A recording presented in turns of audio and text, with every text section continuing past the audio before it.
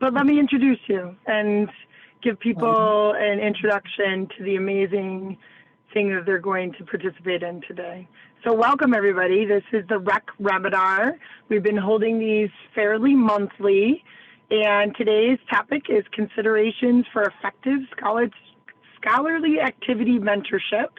We have Dr. Jeff Goodie, who is going to be joining us and leading us along with me and other members of the REC. And he will be sharing some of his thoughts in this role as a mentor and his views of how that goes for, you know, how he has approached it over the years, some strategies to utilize for successful mentorship, and then his mentee also will share from their perspective what are some successful strategies. We'll be talking for 20 to 30 minutes, and then afterwards we'll have a discussion of how the Research and Evaluation Committee can assist in maybe moving forward other interests in mentorship along these lines, and how we can better support the organization as a whole in their mentorship activities along the lines of research, program evaluation, and quality improvement. So let's let Jeff lead us off. He's got some good slides to share, so thanks all for joining. Well, thanks, Jen. I appreciate that. And also I wanted to, as Jen was alluding to, want to introduce Claire Demming, lieutenant in the U.S. Air Force. So she is a rising fourth-year clinical psychology student in our program here at the Uniformed Services University of the Health Sciences. I've paid her a lot of money to say nice things about my mentoring, so we'll see if I paid her enough. You know, what I'll do today is I'm going to go over, you know, a little bit about, you know, what folks have written about in terms of what makes good mentorship. Let me get Claire to comment, you know, on some of the ways in which that's been translated. And, you know, we'll talk, you know, specifically about how we can mentor within kind of, you know, helping others to do research and to do scholarship broadly. And then, as Jen said, kind of have that discussion at the end. Yeah, so we'll start there, and I'm going to share my slides here. Feel free to ask any questions or make any comments. I don't come to you as necessarily an expert in you know, research scholarly, you know, mentorship.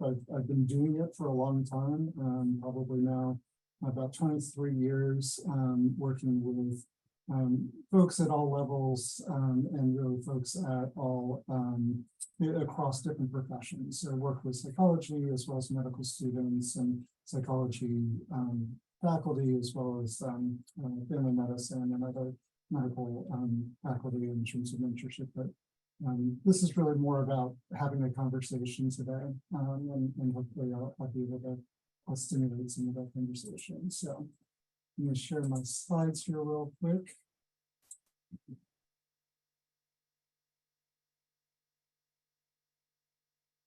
Can I just get a thumbs up if that's looking good on Bell's end? Julie, I can see you. Does the slides coming through? Yep. Yes. Okay. Thanks. Thank you for the subtle feedback. Okay. Very good. Whenever we talk, you know, both for Claire and I, you know, we're representing our views and not the views of our university, the Air Force, Department of Defense, anybody else that we may be affiliated with. We'll talk a little bit about successful and unsuccessful attributes of successful and unsuccessful mentors, some considerations, and then talk about how REC and CFHA can facilitate mentoring.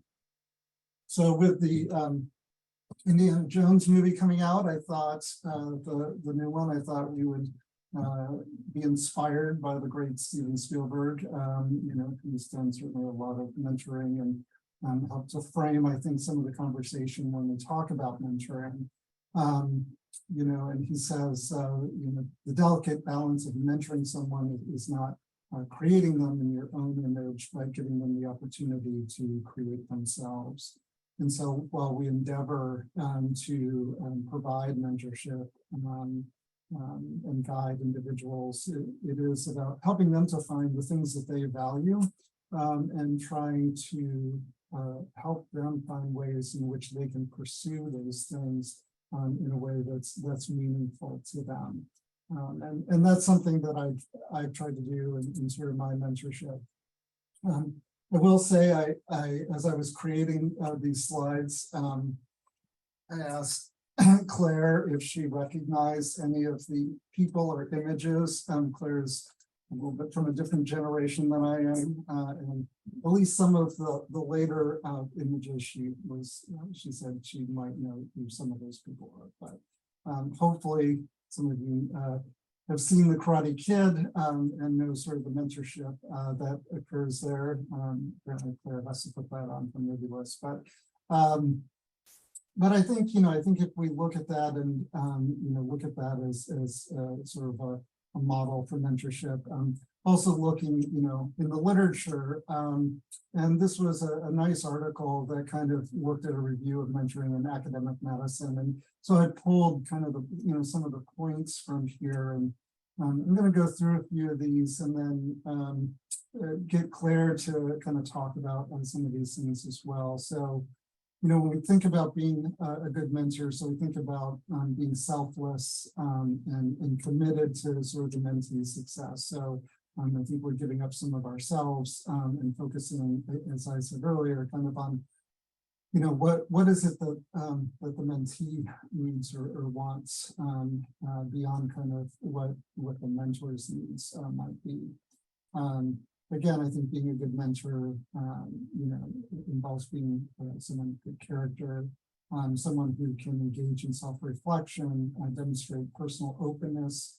And I think that that's a piece, if we're going to be mentoring others, are we aware of the strengths and weaknesses that we bring? And I think that's really important in mentoring relationship, that you yourself can identify ultimately what you're most able to help a mentee with, and when that mentee may need to go to other individuals in order to be able to get some of the things that maybe you're not able to offer.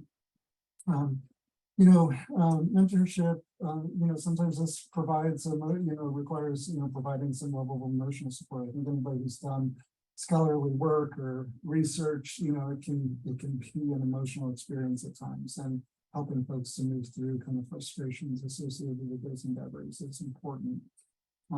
Being adept at active listening, functioning as a guide and as a facilitator. Again, it's not always about telling the mentee what to do, but rather providing kind of examples or providing ideas for the mentee to consider and helping to sort of guide them to making decisions that are most consistent with their values. But a mentor also has to be willing to provide honest and constructive feedback in a supportive manner. And that can come, sometimes that's verbal, sometimes that's written, as you're giving feedback on things that individuals have written, or you're providing feedback on presentations, how can you provide feedback that emphasizes what they've done well, but also what they might need to change moving forward. Good mentors also help to provide vision and help the mentee to reflect on their own skills. Part of being a mentor is keeping both parties accountable, setting deadlines for things to be done, holding yourself as well as others accountable, as well as the mentee accountable. I think identifying and creating opportunities for the mentee, and I think that this really kind of plays in very significantly into the ideas of mentoring scholarship and research activity. That is, as a mentor, how do you help that mentee find those opportunities? How do you use your experience to open doors for that mentee? I think being an advocate, protecting the mentee, advising the mentee, I think is important. Serving as a role model, providing sponsorship, I think is part of that door opening kind of experience. And then, possessing the knowledge and skills needed to meet the individual's professional needs. So I think sometimes the mentor has to be in some ways a good match, for the kinds of skills and the kinds of topics that mentor and mentee wants to pursue.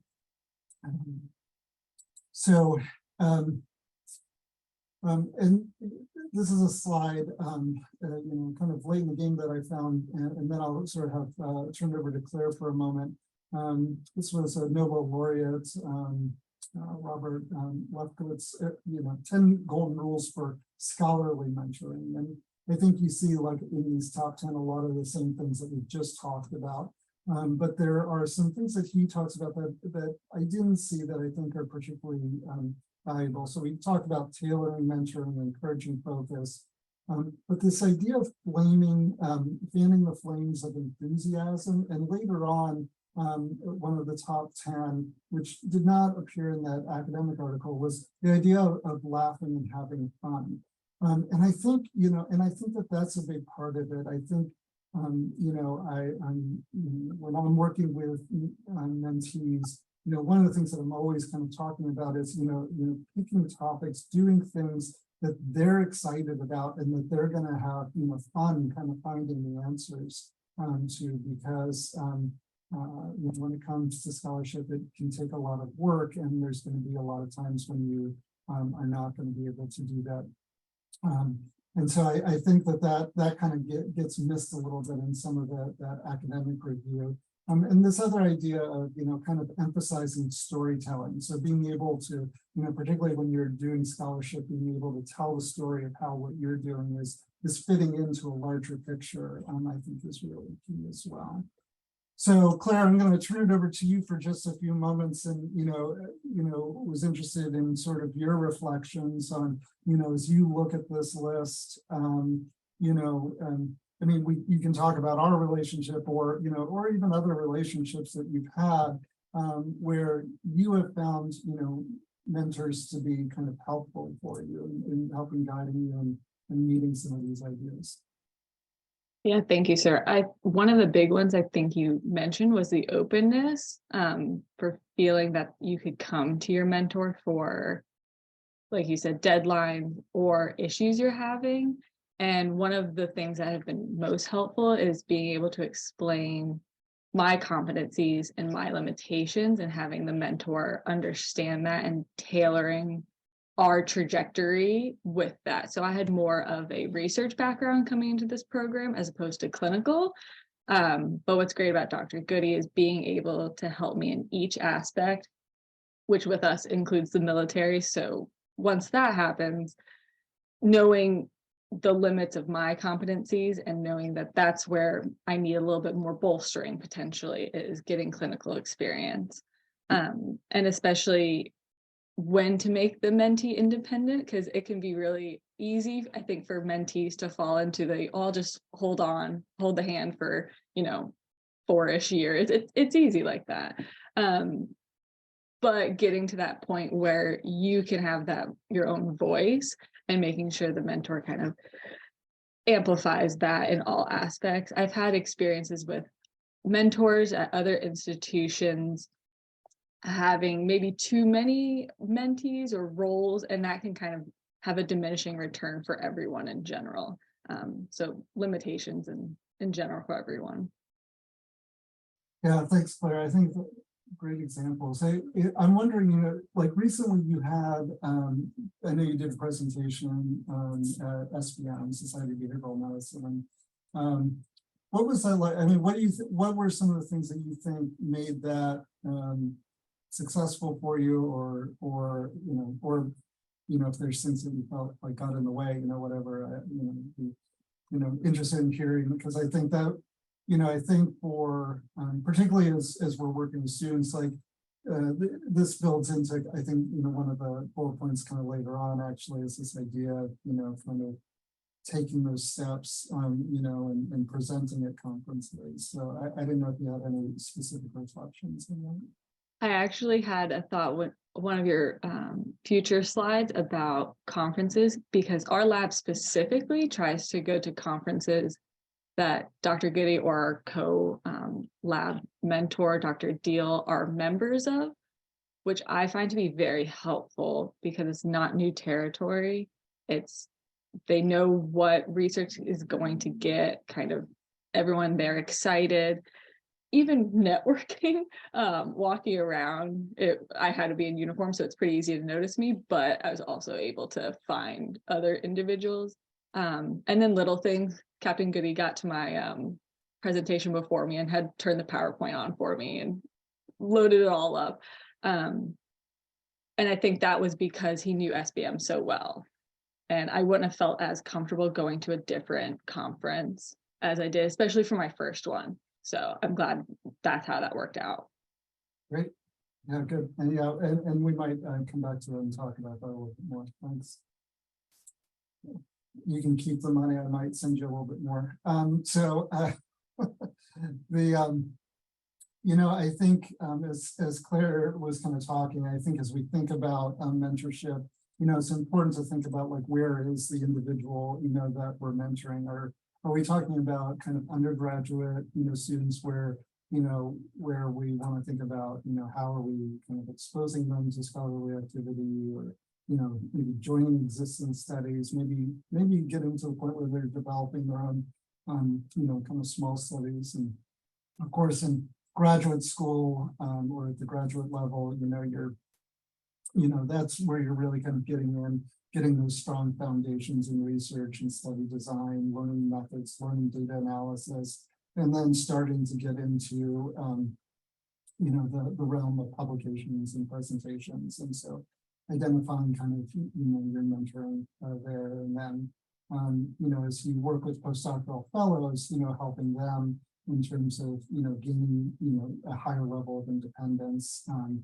maybe, you're providing more review of their work than you are, kind of teaching them directly as much, depending on what their skill sets are.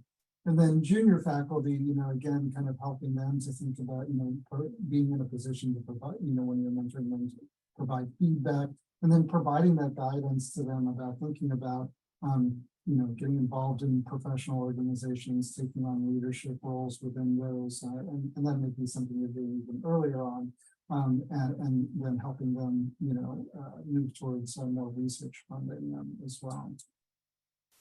And being a mentor is being different. It's different than being a coach. With a mentor, there's more focus on the individual who you're working with than with a coach, where you're more performance-based.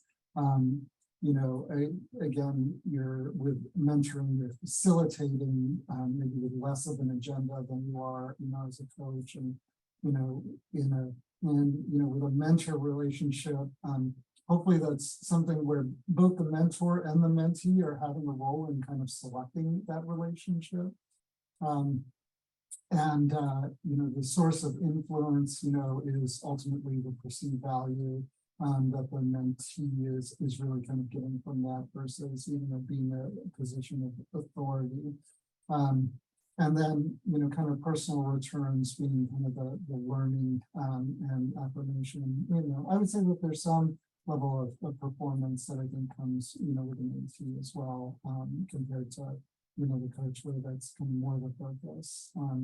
And, as a mentor, oftentimes you're doing more than just, focusing on one, task, so to speak, but it's really developing the individual as a professional.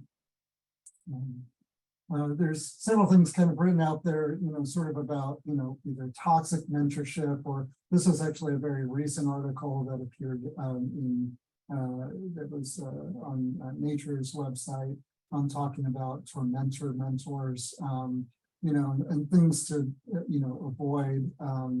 So being a ghost mentor, so long lifetime for often feedback on manuscripts, being an elitist mentor, somebody who's, only going to focus on things that are going to have, high impact, and missing out maybe on opportunities for, lower target and maybe more realistic types of publications or presentations. Being a mentor who's paranoid, who is avoiding or forbidding collaborations or even presentations at conferences, or being a dementor mentor, so withholding encouragement when the trainee is facing kind of hardship, so kind of doing all this, being that person who's not being supportive and not really helping to guide ultimately that mentee.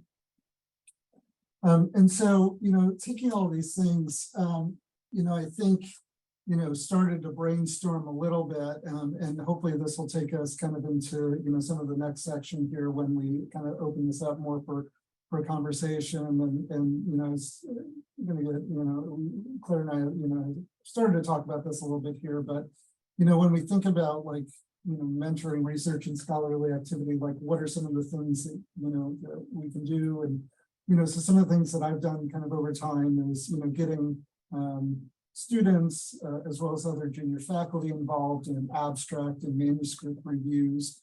So, if I'm the one who's being asked to do a manuscript review, bringing students in, having them help in that process, showing them what that process is. Sometimes if I don't have time for a manuscript review, I might be inclined to encourage the journal to contact one of the junior faculty that I work with, who I know has some expertise in that. So, to help them to have that experience as well. Working, with students and junior faculty to get involved in the organization, taking leadership roles and in special interest groups or in other aspects of the organization. I think you can learn a lot about scholarship and research and just about how professional organizations run by getting involved and volunteering your time for that. And then, depending on where somebody's at, looking for opportunities to involve them in project and study partnerships, or helping them to develop their own studies and their own projects.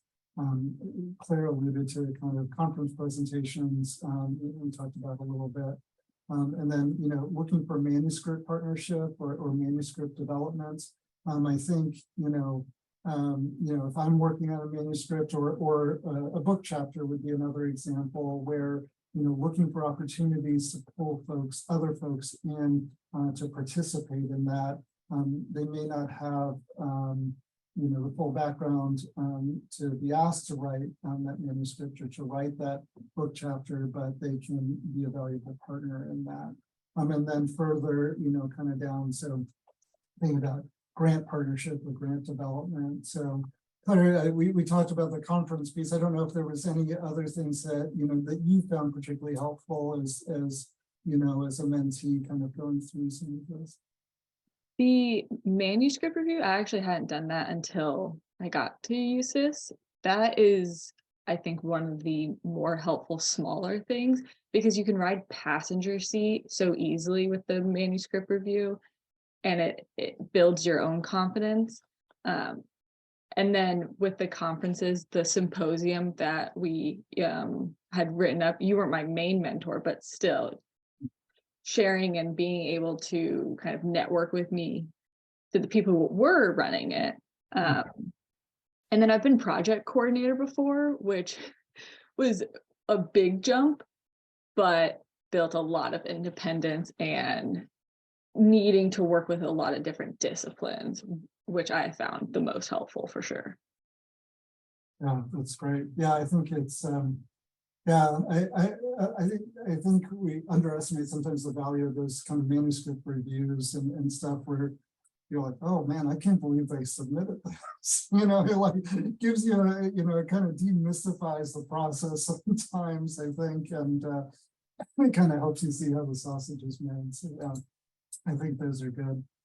And it's not always possible to do sort of the one, we've talked a lot about one-on-one mentorship, but I think it's also possible to think about sort of that group mentoring, within a small group. I mean, obviously in grad school, it's common to have like labs and So sometimes you're doing mentoring, with, a group of students, but I think sometimes that still involves, some one-on-one kind of attention to make sure that, we're hitting the values of those individuals and making sure those values and those needs are kind of being met. And so, I'll kind of open it up here at the end to more of a group discussion, reflecting on some of these ideas and some of these thoughts, we want mentors who, will see our faults and help us to grow and hopefully we pick the right mentor and we go towards the light side and not the junk side of scholarship. But I'll stop there and open it up. I think, Jen, were you going to take it from here? Or? Yeah. So I was just going to comment that I've had the opportunity to mentor a few people over the last several years, or a handful, I guess. I don't like to count because it makes me feel older if I actually count in the number. But one thing that I think as we have this discussion about kind of how the Research and Evaluation Committee can support mentorship in that arena, there are a lot of different types of relationships, and they don't only, they can focus on different things. And I know Jeff put up a lot of things that some might think are more research oriented, but I work with several clinicians. So I currently have a mentee, or who I might consider a mentee, who's a clinician in the VA who's interested in kind of just keeping their hand in research, even though they're a psychologist and they have a clinical position now in the VA. And they'll be transitioning to that position in August, and they want to keep their hand in research just a small bit, but they don't necessarily have a research position. So they'll be doing some more things along program evaluation. And so we've been talking a little bit about how you go from being a student to being a clinician and still having a little bit of your hands in, and what could that look like? What are the different options? And so you may not do all the activities on the list that Jeff presented, but maybe we've been talking about, well, maybe you would focus on writing an article because you have something to share related to a clinical practice that not a lot of people know what to do with.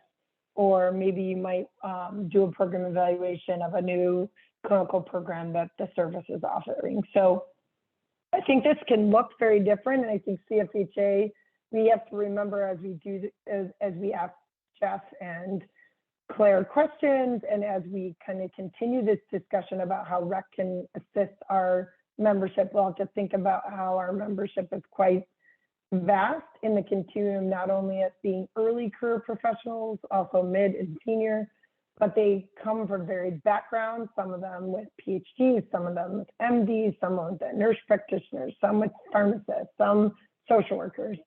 And then in addition, some with lots of different types of jobs, which makes it very complicated. And so all ideas are welcome. This is brainstorming, and all questions and topics related to this issue of how the REC could support are welcome, because we're using this as a way to help stimulate ideas for the committee.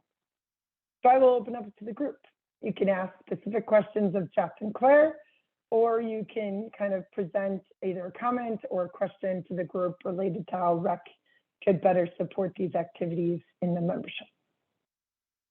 Oh, one other caveat, we do some work already. The REC does have a fellowship award where we recognize and provide money in streamlined positioning at the conference to present and to be a part of that, as well as mentorship in that presentation for the fellows selected. That fellowship award, actually, if you care to know, is still open for 2 more days. So if you want to apply for it, that's something that the REC already does.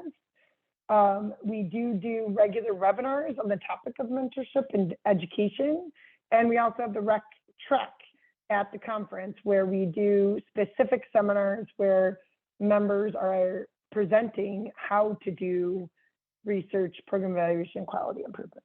all of those things I would consider in the line of trying to assist people in this role of being a mentor and facilitating research and evaluation. So thoughts from the group? It's a great summary, Jen. And I appreciated your comment about the diversity of people who might need mentorship. Jeff, your developmental consideration slide is what I usually see, which is, you know, students and early career professionals. But I think it's kind of interesting how mid and late career people start to desire to work in new areas to keep their, you know, portfolio of work fresh. They may be tired of all clinical time, or they may be tired of all teaching or whatever, and they want to transition, or they have an opportunity to transition to research, maybe in integrated care, healthcare, and just, you know, keeping aware that those folks may be opportunities for us. I also kind of, on your slide where you had sort of some of the downsides or not great mentorship types, it made me think about generational differences too, and how mentorship almost, especially looking at your developmental slide, like crosses generational, you know, gaps too. And so expectations that Gen X has around how much of this you do and how often you do, like, just might be different than the way that, you know, early career people might experience things or see things. And that ability to stay sensitive to kind of what's trending and happening among young people is, I think, really hard, but important. In any case, I think Jody. Jody, I think we lost you right in that point. In any case, it was going to be amazing. I will just to build on a little bit of what Jody was saying. So, you know, obviously very low key mentorship relationship, but I almost kind of wonder if our problem is more generating an interest in that mentorship than it is that there are mentees coming out of the woodwork and we don't know what to do with them.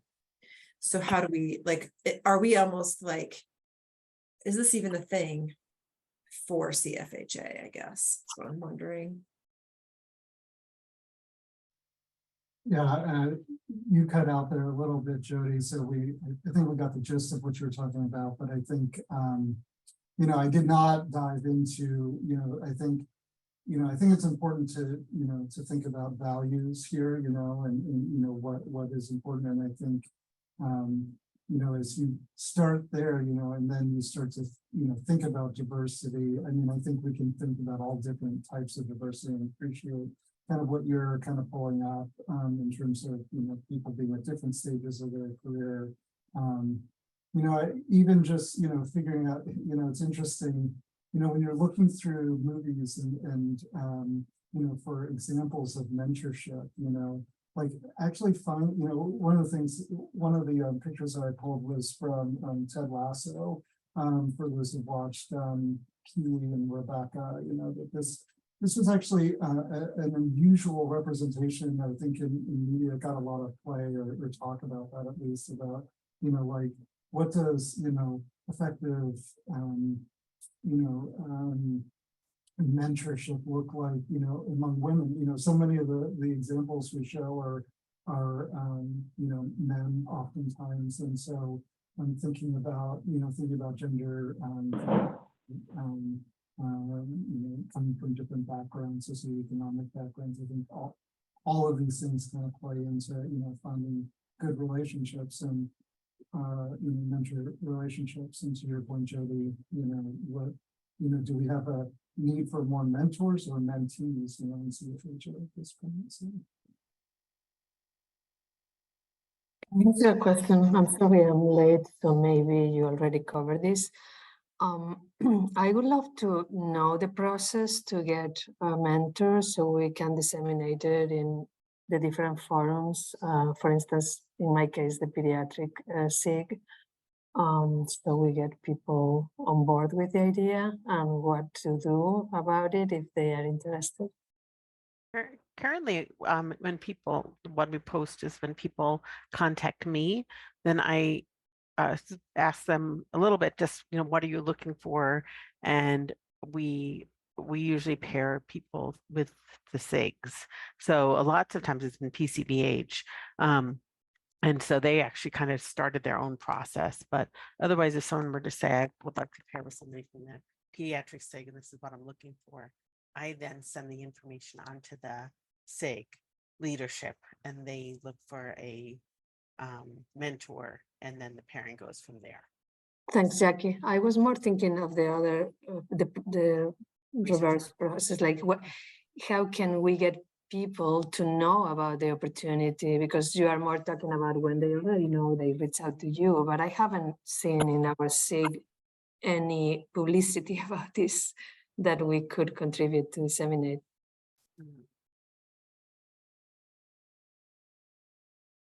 Maria, are you asking whether for the research and evaluation committee or for the PED SIG? No, like I'm is the part of the PED SIG leadership. I'm interested in disseminating the opportunities for our members in the SIG to access the mentorship, which is a step prior to what Jackie is explaining. Yes. So you're very right. So I'm only going to keep it within the context of research and evaluation, simply because that's the topic of our webinar today, but I think it could apply to a lot of things. I think that's a good question in the sense of, does the research and evaluation committee need to promote, so like what Jody was talking about, do we need to promote the value of engaging in mentorship activities and how that may be helpful to you in your career, and what is the value of seeking out a mentor? In addition to, do we need to create some way to give more formalized mentorship opportunities in research and evaluation through the committee? I think both things are different a little bit. Promotion of the value of mentorship kind of attacks that question that I think, Jody, you were in and out during that particular discussion, but I think I was getting at, like, the newer generation may not see the value to the same level that maybe you or I may see it, or Jeff may see it. And then in addition, currently the REC committee does not have a formalized mentorship process, except for our fellowship award, where the fellow and the mentor they've already connected. And if that's something that would be valued by the membership as a whole.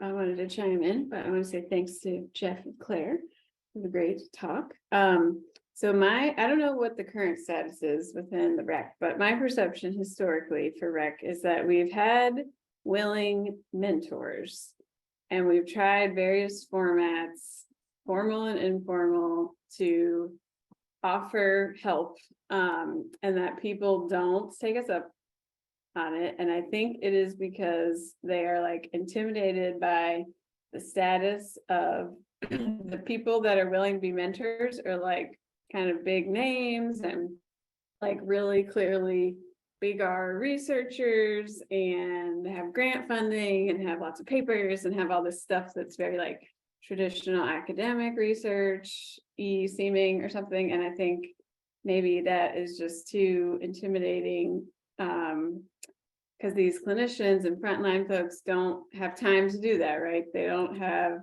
that's not what they're interested in doing. And we're not communicating well enough that, like, we're not trying to make you carbon copies of us. We're just trying to help you, like, add a data field to your EMR template or something so that you can start collecting a little bit of data for your clinic or whatever. So, like, we need like more levels of stuff that we can help them with to create the demand for stuff that we can do, that we can help them with. That's kind of, I feel like that's a mismatch in we've tried before.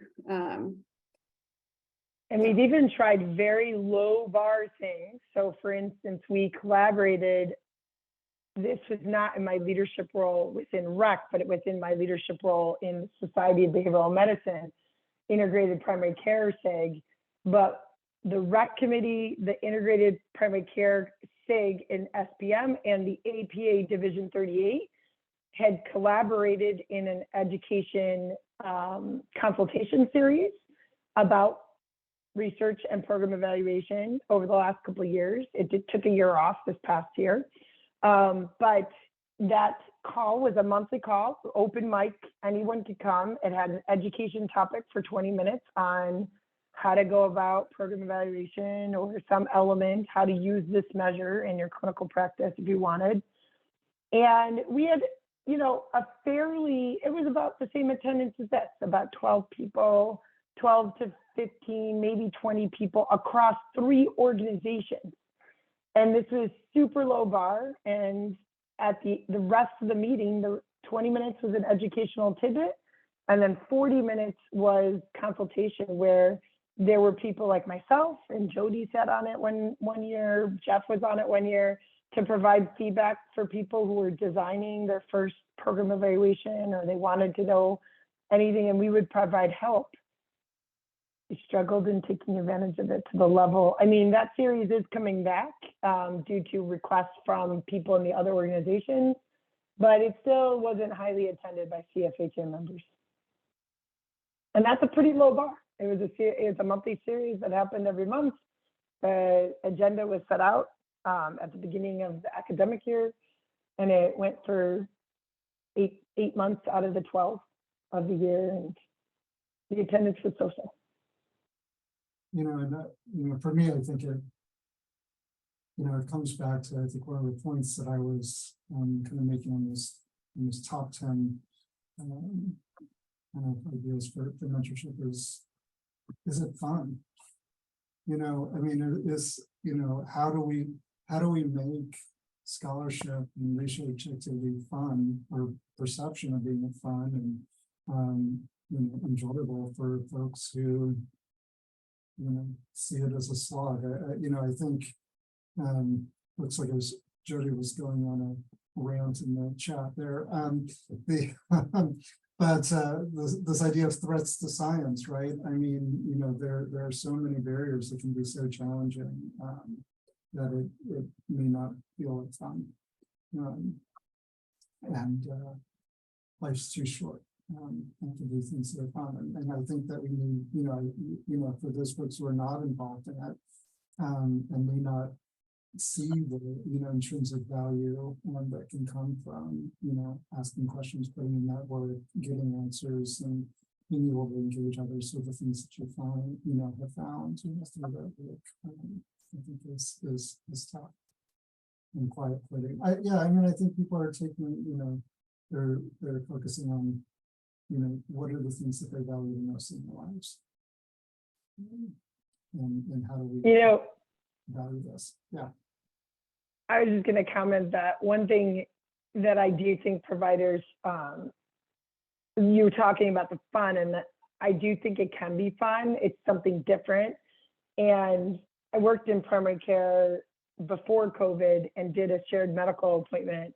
And all the providers were like, I don't want to do it because I don't have time, I'm too burnt out. And I luckily had a pretty good relationship with a few of them, and they were willing to give it a try.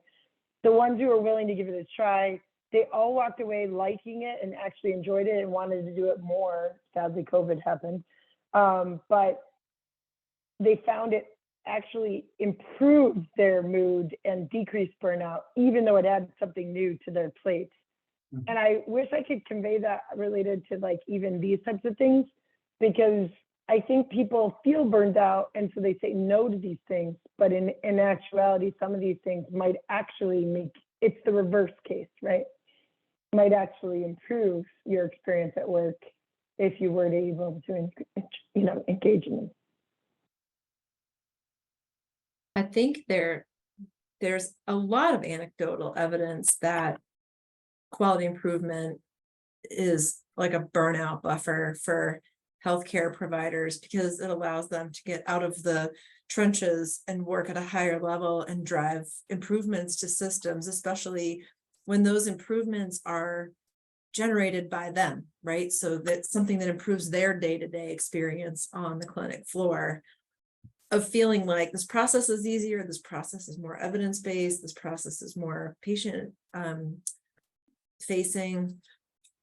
And so I think there are opportunities for that. And I hear people say that all the time, but I do not feel like there's been much in the way of quality improvement made accessible to healthcare providers. So it's still kind of a, where it's still like, if you can do it on your own time kind of models. And it's also like, either they're winging it because there's no one around that knows anything about quality improvement and it doesn't work out because it just requires skills they don't have, or it requires follow through that they don't have time to generate because they're so busy on the floor, or it's implemented by someone who doesn't have a lot of experience in the milieu, and it becomes really top heavy and it starts to feel like it's not going to solve any real problems.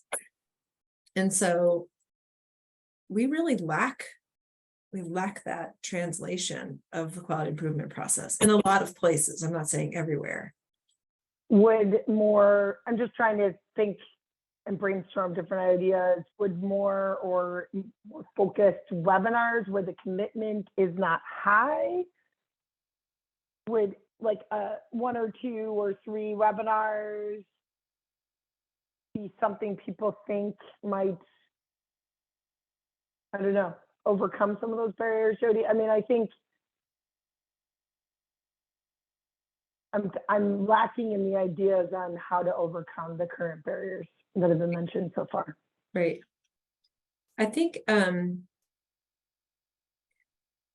just want to comment that Maria has a comment in the chat that's an interesting one. Just, I mean, of course, if we were to survey the membership, we might want to survey them across not just mentorship interests and needs, but perhaps other domains of interest to the research evaluation committee in terms of content and what they might be interested in.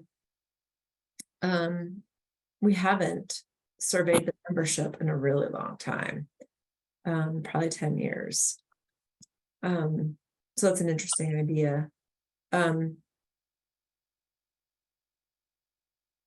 I don't know. I don't have a good answer to this. I keep thinking about like Aubrey is on the call. She is an academic psychologist whose whole interest is integrated care. So she's a lot like, for example, Robin and yourself, Jen. Alex is a clinician who finds the time to do some catch can data collection that's reasonably rigorous and has works double time as locally relevant, useful to his service delivery model, but then also pretty interesting and generalizable.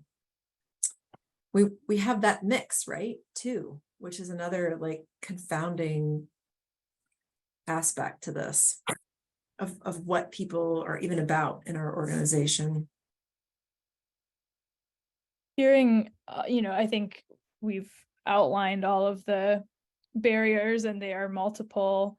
That makes me think that what REC is already doing is trying to offer some menu options that exist at various levels of engagement from membership, ranging from something that is, I think, a pretty low-hanging fruit for attendees, which is like sign into a webinar and watch a 1-hour webinar once a month, ranging to you're at a conference where you're all about gathering new knowledge, and we offer the R&E training track presentations, and we offer the fellowship, and people that are interested in more one-on-one mentorship can reach out. So I mean, I think I'm sitting here feeling pretty discouraged, but also wanting to remind all of us of like, we are doing a lot to support research and evaluation training among our membership, and maybe it's almost like a doing a better job marketing what we already do rather than trying to find something brand new that's going to be the magical fix for all of these barriers. I agree. And I would love to see, like, maybe we can just draft up a list of the things we're already doing and just put it all in one place. Which I think is consistent with an ask that we got from Marta. I assume that she's going to compile that somewhere, Jackie. I don't know if the ask, you mean I'm not sure what the ask was. Was it the one where it was like, what are JMC? There was an ask that she put out that was, she wanted all the SIGs and committees to outline a process for mentorship. Oh, okay. Yeah, I think that the plan is to come up with more of a sustainable and like a system that works for all of the different groups. So I wonder what we're if doing now we isn't could, working. we could add it to the rec website as well, Aubrey. I mean, so we could add a component to our website where we outline those activities as well. Whether Martha creates a version or not, we could have that on our website as well. Yeah.